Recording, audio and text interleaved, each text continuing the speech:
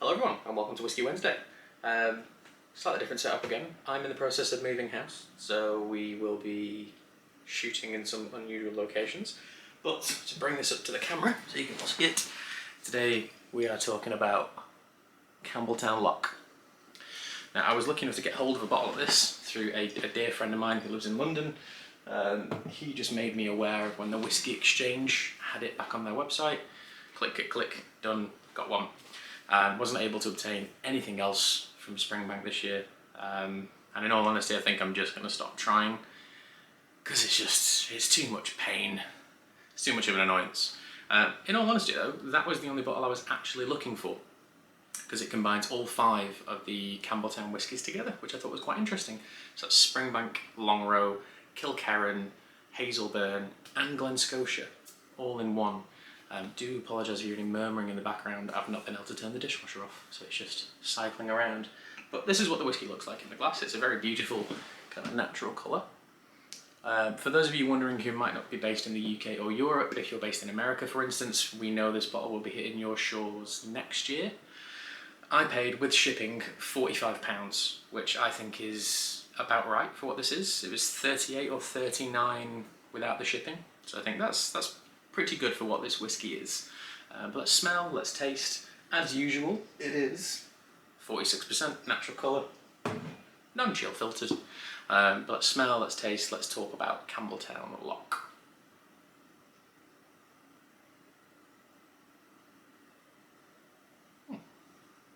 This would be really difficult to be able to pick out everything within here because those 5 whiskies have some pretty distinct flavour profiles, Hazelburn being the most subtle of all of them. But there's a little bit of smoke in the back, it's quite pleasant, it's very, very easy going. The front notes are like peach and salt and like a little bit of orange.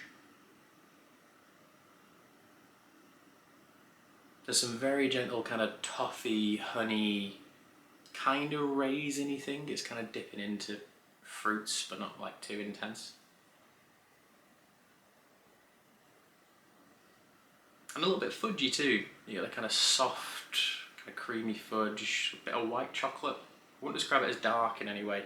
I mean, it's not dark in colour, but I don't think there's much sherry in this at all. I would imagine it's mostly bourbon cask, especially for the price it was being pumped out at. Let's taste it.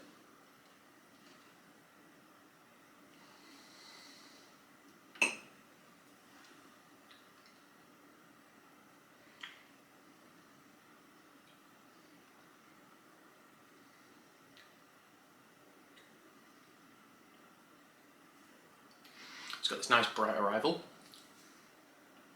Loads of kind of, again, the peachy thing. It's a bit appley. There's almost like a zest of, not a zest, but like the zing of pineapple. That kind of big, bright, citrusy push through your mouth. Texturally, it reminds me a lot of Glen Scotia and Springbank, as you would hope. It's quite thick, it's quite oily, it's nice and viscous, it's very approachable. Even on the finish now, the smoke is kind of down here, like it's not funneling back up into your mouth at all. However, what is around the back of my palate is a very nice warmth, an element of youth, because this doesn't have an age statement on it. It's based on all of the factors we can assume it's quite a young bottle of whiskey, but there's that gentle warmth, almost, I'm not a huge cigar smoker, but the cigars I have smoked, the lighter ones, those kind of sweeter tobacco styles, it reminds me a little bit of that. And as I talk to you, the smoke is beginning to work its way back up, but it's really subtle, it's not particularly intense. And all in all, there's a really nice fruity presence with all of it. I quite like the fruitiness in this whiskey. As you can see, a fair chunk of that has been shared with colleagues and friends and stuff so far because it's what it's all for. But overall, as a score, quite a short video because that washing machine is really annoying me. I think I'm just going to give it like a solid 8. It's a really nice whiskey. It isn't a whiskey which I think is something that you should all be searching for and like literally fighting people in queues for. It's just not that kind of whiskey. It's nice, it's approachable. I know it's the first time they've made it in quite a long time. But if you asked me if I wanted a bottle of that or a bottle of Springbank 10, I'd probably go for a bottle of Springbank 10. But still, this is a very nice whiskey for what it is and what it does. But yeah, I'm going to give it an 8. It's just nice and easy drinking. Very, very approachable. But yes, have you got one? if you have, please open it, tell me what you think. And can you taste anything particular in it? Obviously, Longrow, Springbank and Glen Scotia are quite prominent flavours. I'm not a huge Hazelburn fan, so I can't taste much of it in there, and it's a triple distilled whiskey anyway, so it's going to be the lighter end of things. But yeah, do let me know what you all think. Do you agree with the score? Do you disagree with the score? But anyway, thank you all for watching, and I will see you next week. Ooh, a caveat for next week. It's quite an impressive bottle, personally. And I think by the time the video comes out for next week, the product will probably be sold out because of how limited a run it is. But yeah, keep an eye tuned next week because it's a style of whiskey that I've never tried before.